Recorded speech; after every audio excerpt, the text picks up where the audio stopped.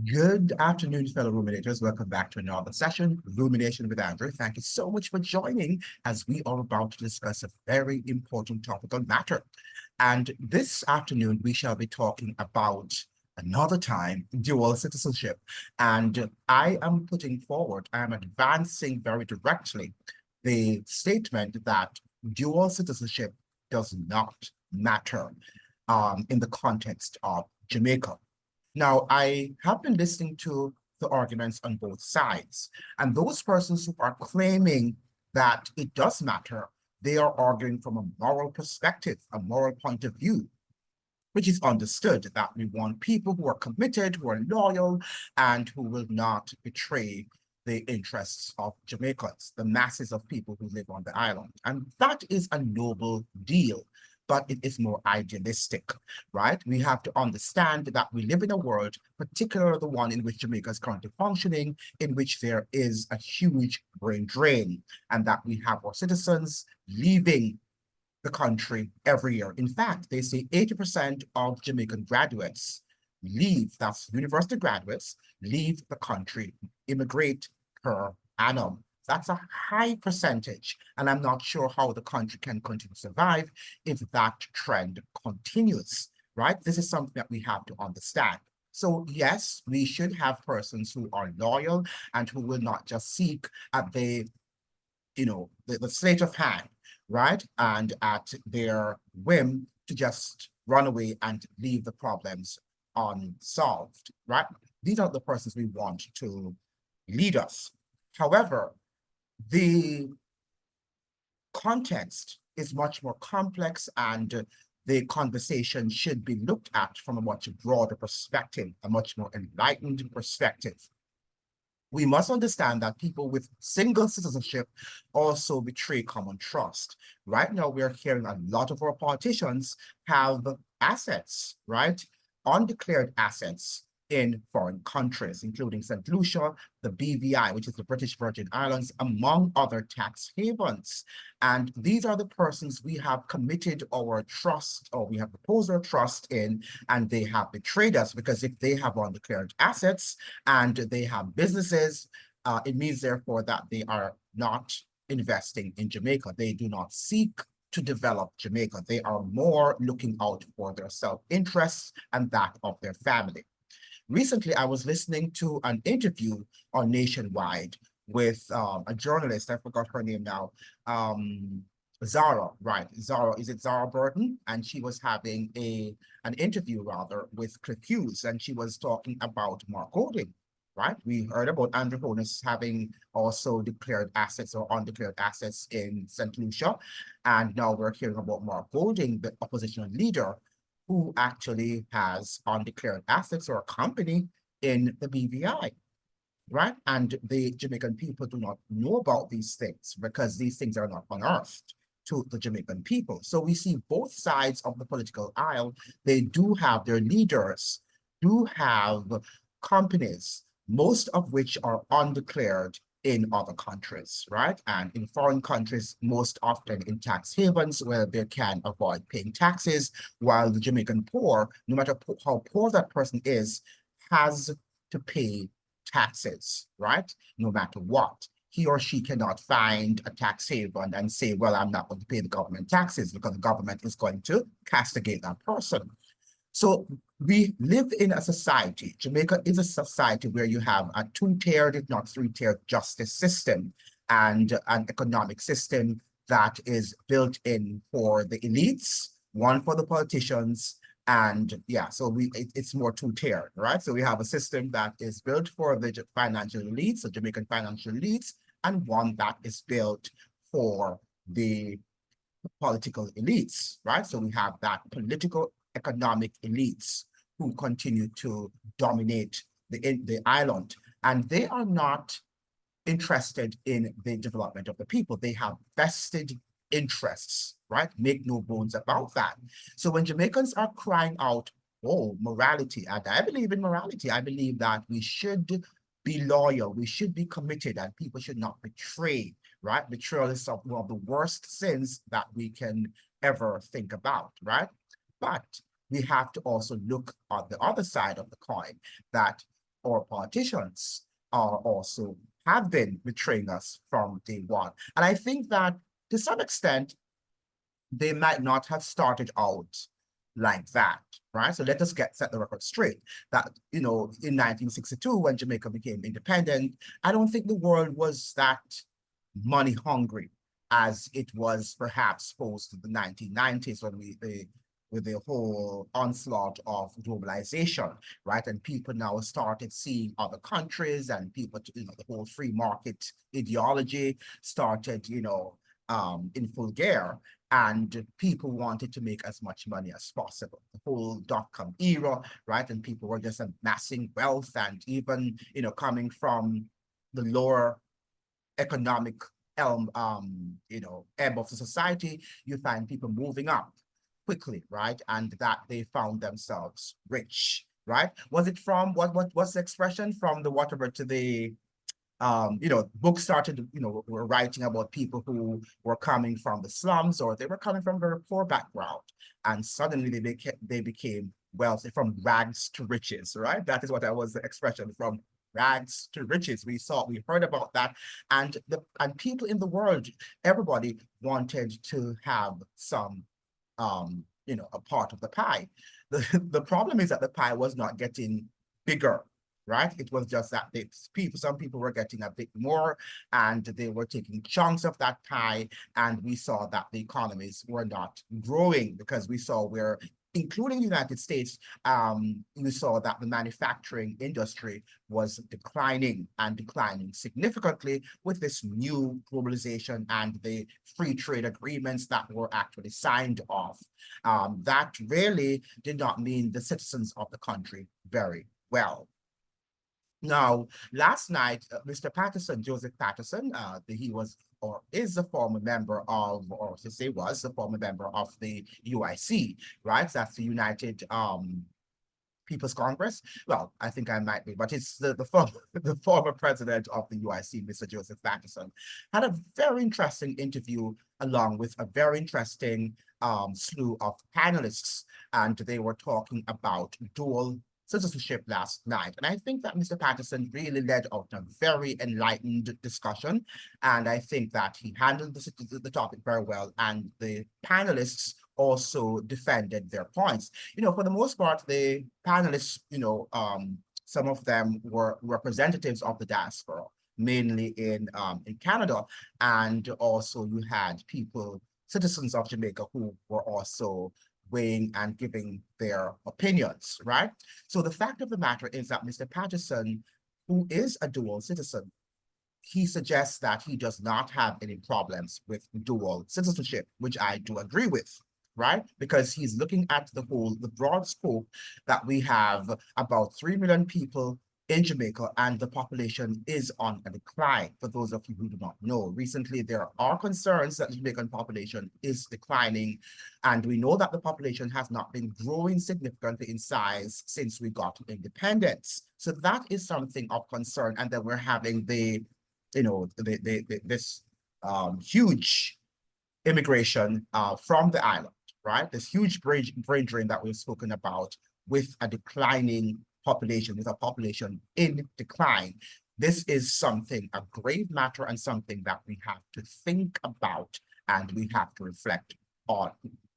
Now, Mr. Patterson forwarded some very interesting points, right? And chief of which, he's suggesting that we need the skills, the knowledge, right, of the diaspora to be able to participate in government, since we have a limited pool of talent and skills in Jamaica, given the fact that many of our people, and the best of the best, which are actually immigrating. So because of that, we need to incorporate them in leadership positions, in high leadership positions also, including the position of becoming Prime Minister.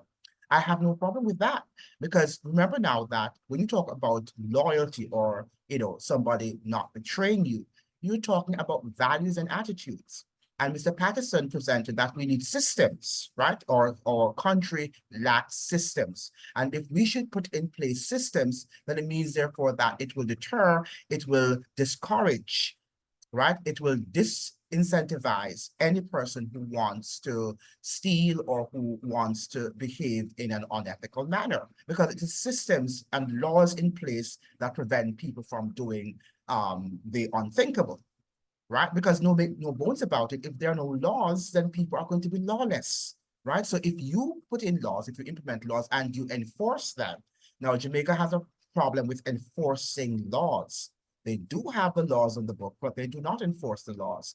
Or when we enforce the laws, they are not enforced. They are either not consistent, one, and also that it's a two-tiered justice system. So you have one law for the upper elites and you have one law for the masses of people who live on the island. So the system is not fair. And so we need to develop a fair justice system, a fair legal system, right, in which all citizens can compete and contend. Right? We have a good democracy in terms of people shouting and expressing their opinions, but we do not have a democracy that functions in light of developing the economy. Right? We are a chatting economy. We are a chatting country. We are not a country that believes in production, right? It's just a bunch of chatting and shouting and just that we spend our time doing rather than talking about or doing things. We now have to move beyond the talk to action, right? It's action, not a bag of mouth, right? That we have in Jamaica right now. Now, Mr. Patterson also, spoke, as I have already said on this program, that people can betray you even if they have single citizenship. So don't talk about that. He also talked about the fact that, yes, all human beings go into whatever career they do, or most, I should say, I shouldn't say all, but most human beings go into businesses or whatever they go into, whatever profession, for vested interest, right? Whether you go in there for power or you're going in for economic gains, right? Because you really want to get a piece of the pie, right? All of us want to do that. As I've said before, that is what it's about.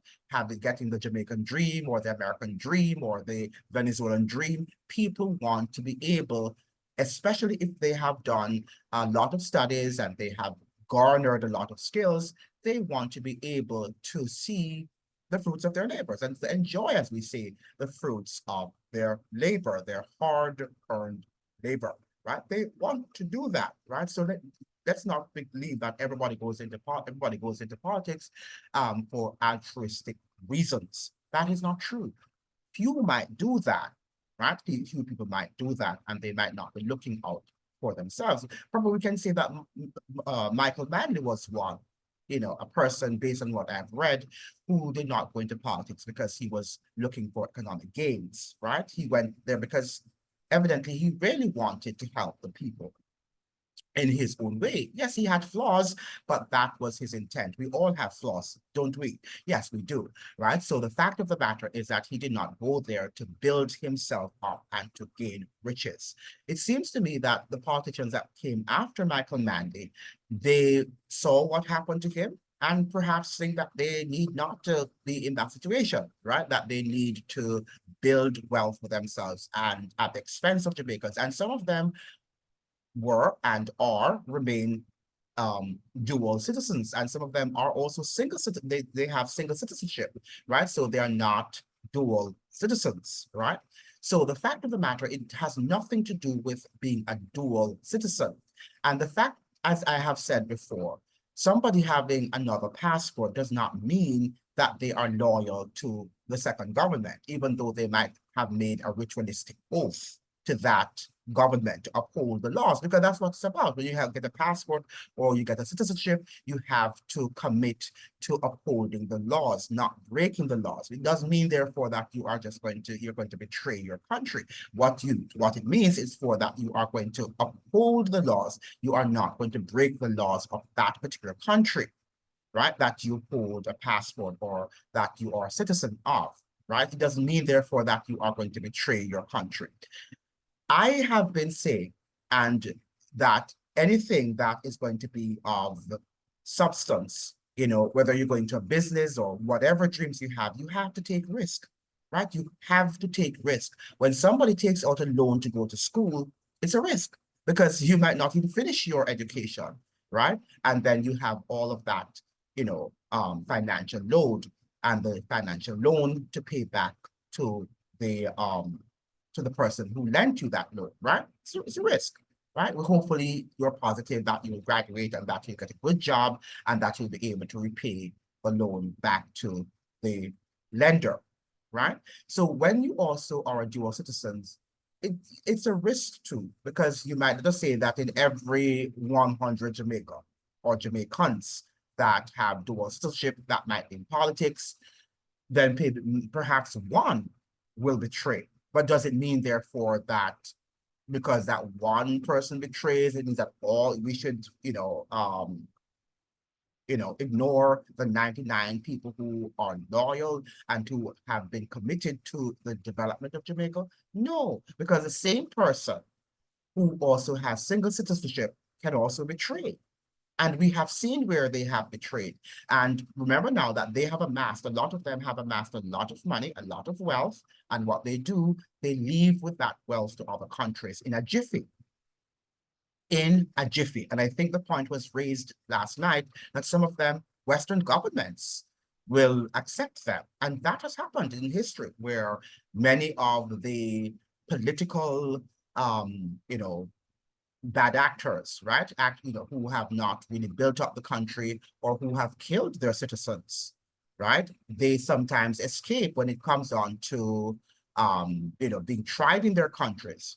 They escape. And a lot of time, these Western countries allow them to escape. Look at what happened in Haiti with the Duvaliers and Baby Doc, right? When he was supposed to have faced the justice system for all of the, terrible acts, horrific acts that he committed in his country, the United States flew him off to France, right? He was able to go to France, right? I can't remember if it was the United States or the French government, which actually, domiciled him there. And he was able to bring all of his wealth to that country, having extracted and raped and pillaged the country. He was able to do that, right? So the fact of the matter is being a citizen and being born in that country, and perhaps that guy might have had dual citizenship, but he was born in that country, born and raised in Haiti, right? And then he was able to go, right, to leave at his own whim, right? So we have to understand that dual citizenship is not the main issue here. What should be the main issue, as Mr. Patterson has articulated quite clearly and explicitly, is our systems that need to be put in place to prevent these occurrences or these frequent occurrences. They will happen because you're talking about human nature, and human nature has a tendency to betray trust. Even when you have laws and systems set up, you will have some aspects of that. But what we want to do is to reduce it. What we have in Jamaica is a systemic system. It's a systemic, what should I say, political order, I should say, that is geared towards, what should I say now? It's geared towards feeding and giving all of the wealth to the political economic elites, right? That is what that system is all about. It's not about a system that is geared towards helping and developing, right? The economic interest of the masses of people living on the island, right? So let us move away from this moral, perspective, this moral ideology that we cannot have dual citizens because they are going to be loyal to the country. Most Jamaicans living abroad are more loyal to Jamaica than loyal to to the country that is hosting them, right? Because they know that they're, for some reasons, and you understand that they are, in many cases, second, third class citizens, right? They're not first class citizens, right? In these particular Western societies like Canada and the UK or even the United States,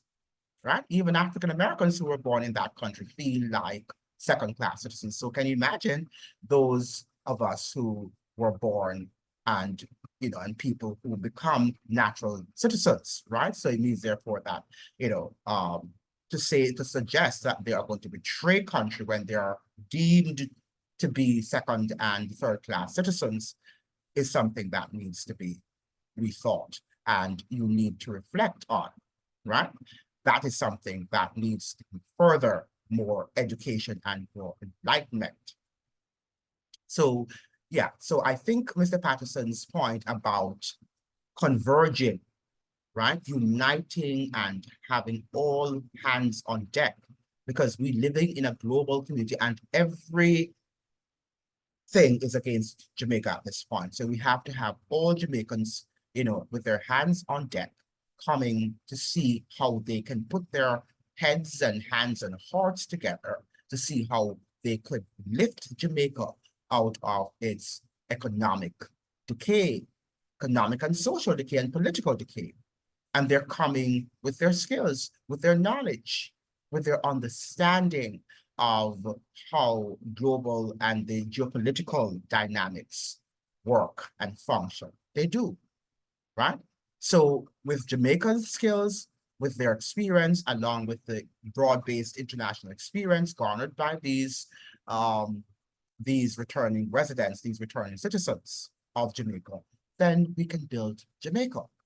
Right? What we should do before these people come into office, you should see if they have any undeclared assets. And that's what we need to do. That those who have dual citizenship should ensure that their assets are all declared, right? And that their there's a statute of limitations, or not statute of limitations, but all of their assets are declared, and that the Jamaican government, the Jamaican public, the people of Jamaica know where they stand with them, and if they have any undeclared assets that they're not talking about, and then they're using Jamaican funds to send abroad. And that again goes back to Mr. Patterson's point, that you have to develop systems and laws, legal frameworks to prevent that from happening. And if it does happen, then that person has to leave and will have to return all of the undeclared wealth that they have garnered, if it were garnered using Jamaica's economic opportunities, right? So that is what needs to be done. But we need to move away now from this argument about dual citizenship. Mr. Patterson made a very important point also. Why is it that Jamaicans like to blame and to castigate people who have earned what they have earned? Is that we have this sort of inherent jealousy and envy for people who have made it. And that is why sometimes when our returning residents go back to Jamaica, they are killed. Some of them, they are murdered in their own country. Returning residents are murdered, or they are robbed of what they have worked hard for, because you want it, but you think that that person shouldn't have it. You should have it. If the person has gone to or immigrated to the United States or to Great Britain or to the UK, and they lived there for years and they worked hard and they got their citizenship, remember now that this citizenship does not happen overnight. You have to work hard for it. Do you know what some people have to go through, people, to earn this citizenship? It's not something that is just given to you on a silver platter, right? It's something that Jamaicans have to work hard for. Right? They have sent themselves to school. Some of them have got married, and sometimes they're engaged in different battles, with the person who, allowed them to have garnered that citizenship. It's not an easy road to travel on, right? And a lot of other things on the job, that what they have to do there so that they can earn their green cards and then the final road to citizenship. It is not something that is easy. So why should they, just having gone through that, difficult time of their lives, why should they just decide that they're going to give that up? Right? It's almost like giving up a part of you. That's a part of them, right? When you become a dual citizen, it's a part of your being, right? It is who you are. It's what makes you. It doesn't have to be betrayed. Let us talk about education. When Jamaicans send people to Harvard and to Oxford or to Howard University or to, New York University or wherever, right? In university, to York University, right? To the University of Toronto, we could also argue that they are being indoctrinated into that system, right? And these Western countries are going to give you their perspective of geopolitics. Make no bones about it. They're not going to tell you how much they are not they're not developing or not helping to develop these developing countries, or what we call third world countries, right? Oftentimes, the perspective is skewed. Of course, you will meet upon professors who are either foreigners or citizens themselves who are honest, and they will tell you the honest truth, or they publish books and you can read and get your own perspective. But for the most part, the education system in the Western countries is also skewed. We could also say, but in Jamaica also it's skewed because we still are under this British colonial structure of education, right? Which has indoctrinated us that, we are not competent enough to lead our own affairs. And I think that when we look at what is happening, it's almost like we have accepted that Kool-Aid. We have drunk that Kool-Aid and we accept it. And that is why we have not moved on. And we are still a backward, socially and economically, a backward country. Because I think to a large extent, we have accepted the Western ideology that Black people cannot govern effectively, right? And we're having a governance deficit in Jamaica, a leadership deficit in Jamaica. And are we proving that what they say about us is true, right? Is that true that that Black people are incompetent, that they cannot lead? Because when you look at Jamaica, something is wrong. I mean, I saw a picture on, well, not a picture, but a brief clip of a video on TikTok, where I think these videos are also on YouTube, where you see Jamaica in the 1950s and the 1960s, and even the 1940s, right? Not as developed as it is now, even though not much has changed, if the truth be told. But the fact is that it was a cleaner and more orderly society back then in the 1950s, with people being poorer, but they were more decent. The way in which they dressed, the way in which they carried themselves, the order that was maintained on the road. And we were under a colonial structure with white people or near whites governing us. So what has happened after 1962, when mostly, brown and Black people started to run the nation? It suggests something that we are actually, confirming, affirming, as it were, what these European people have said, that something is wrong with us, that we cannot lead, or are there more factors or situations that we have to look at? And this is where Mr. Patterson, he did not really delve into these realities, that he keeps on talking about, what's his name? Lee Kuan Yew in that country there. It's not Suriname. What's the name of the country again? Oh Lord, don't tell me that I'm forgetting that country's name. That's always on my tongue. Yeah, but the country that Lee Kuan Yew governed, Singapore, right? Why did I forget that? Right, Singapore. So he keeps on talking about Singapore, and we must understand that after World War II, that the United States had now become the de facto global empire of the world.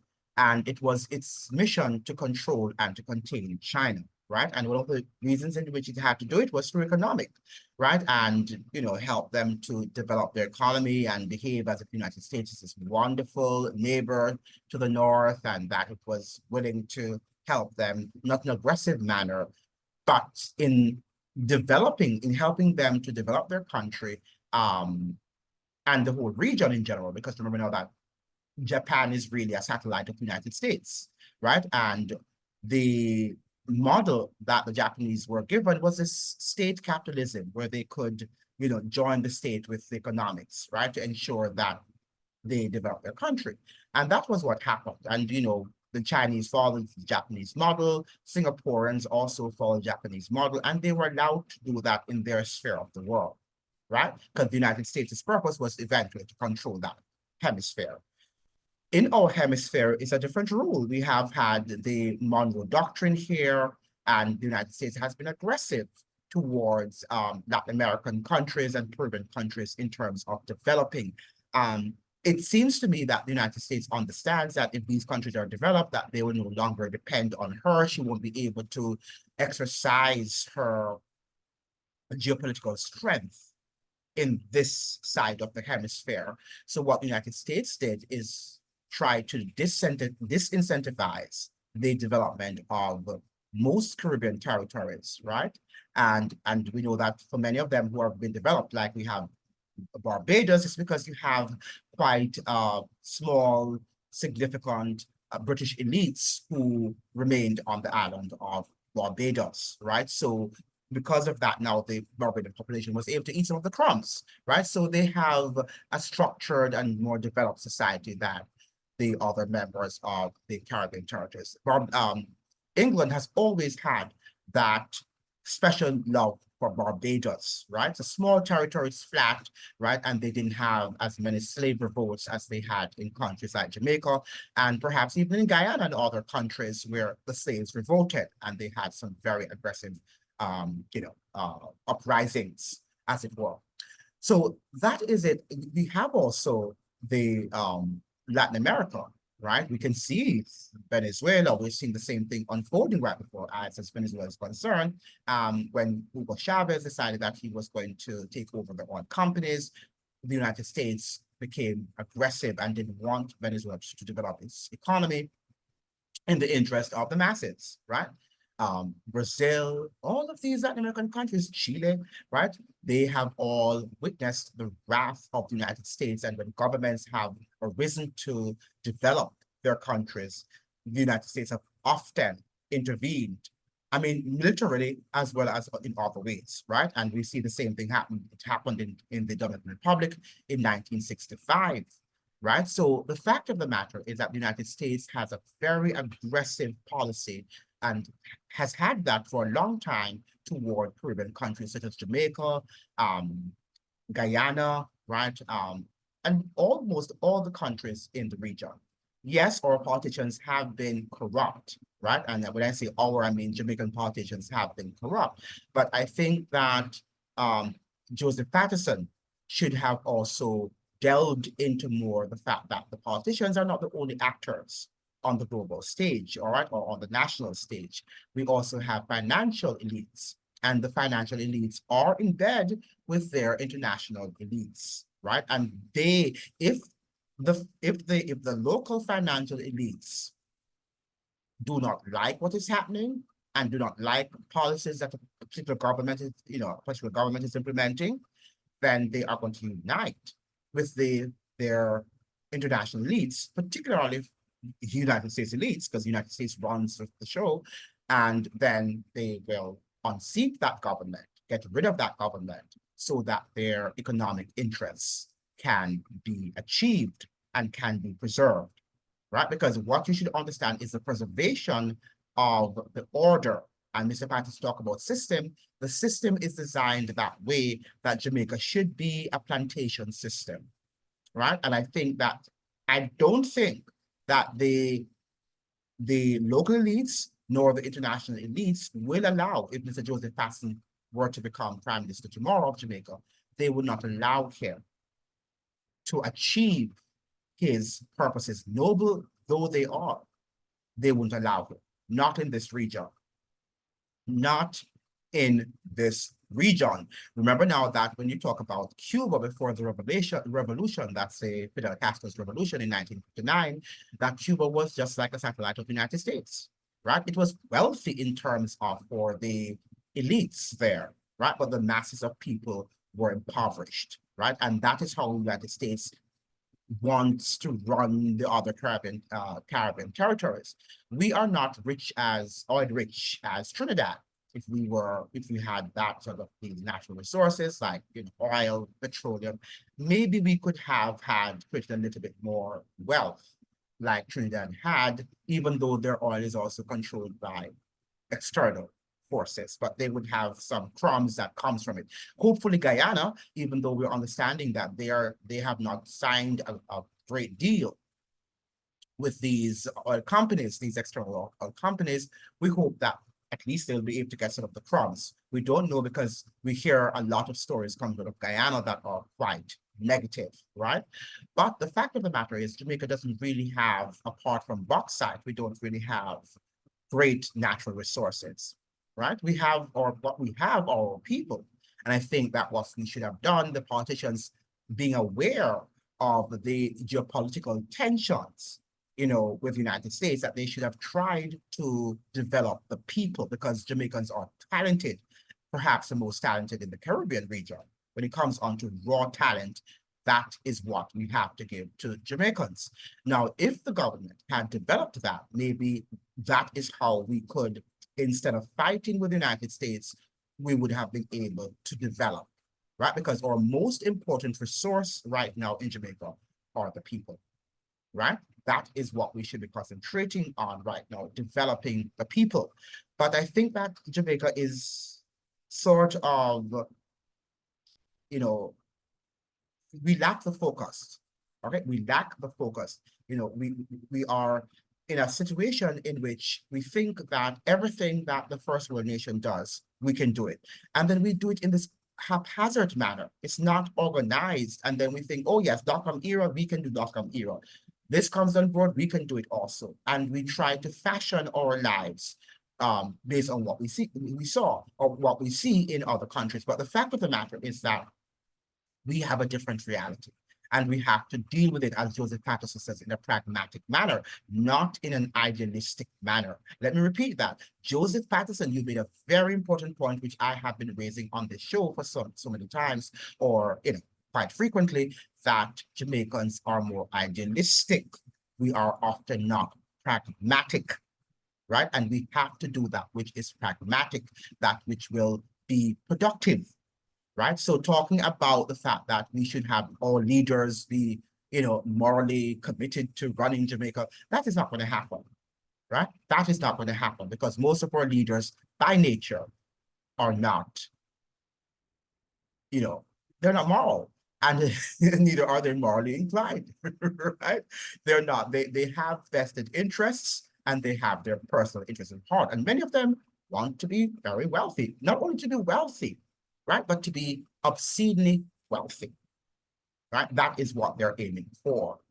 However, if we create systems and laws, right, and implement them, then it will reduce, it will minimize, and then when you minimize the level of corruption significantly, then you'll have a society that functions. You're not going to have a society that is completely free of corruption, because humans by nature are corrupt people, right? Corrupt characters. Our hearts, above all things, is evil and desperately wicked, right? And who can know it? Because you can't read the heart. You can't read anybody's heart, right? You can only take them, at their word. But oftentimes, their word is not their bond, right? They will say something, and behind the scenes, they'll do another thing. That is human behavior. But when they're caught, we can use the laws, if they have broken the laws, to we can use the laws to fix that sort of problem, right? We can do that, right? But we can't sit and talk up and spend the whole day on dual citizenship, and that we want our people to be committed, and Jamaicans have never been committed, because as I've said to you many times, Jamaica has an absentee plantation economic model, and that model continues to be the one that is still in function, right? And has not changed since we were emancipated in 1834. The order has not been changed, right? And Jamaicans need to understand that. Slightly tweaked, but the order remains in place. And what we have are absentee slave masters, whether they're in China or in the United States or they're in Canada, right? They control us. Now, Canada is a very complex country, and Joseph Patterson also is not speaking about the militaristic nature of Canada, right? The country that he holds citizenship in, right? He's not talking about that.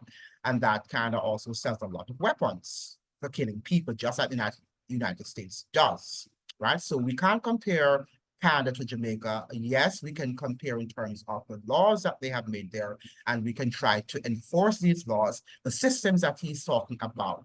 But what if, Mr. Patterson, Canada, the own country, that same country that you have a passport for, unites with the United States, which it often does, if not always does, right, to destabilize Jamaica, as it were, as they're doing to Haiti, right?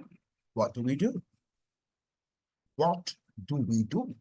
when these two powers unite to destabilize whatever progress that Jamaica is making. Because remember now that the chaos that it reigns in Jamaica, it works for the financial elites, from the criminal elements, and that is what Mr. Patterson outlined last night, that everything in Jamaica is built on theft and criminality, right?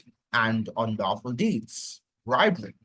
The entire economy is built on that. So if you're going to change your car or you're importing a car, everything you have to grease the palms of someone to get something done, because that is how the system is set up. And people make a lot of money from that system. Is it going to work for the entire population? It's not, but it works for the elites. How do we change that?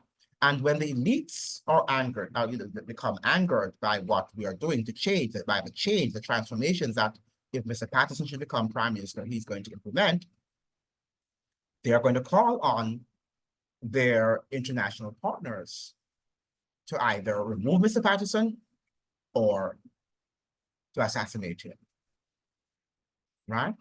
So this is the world we're living in.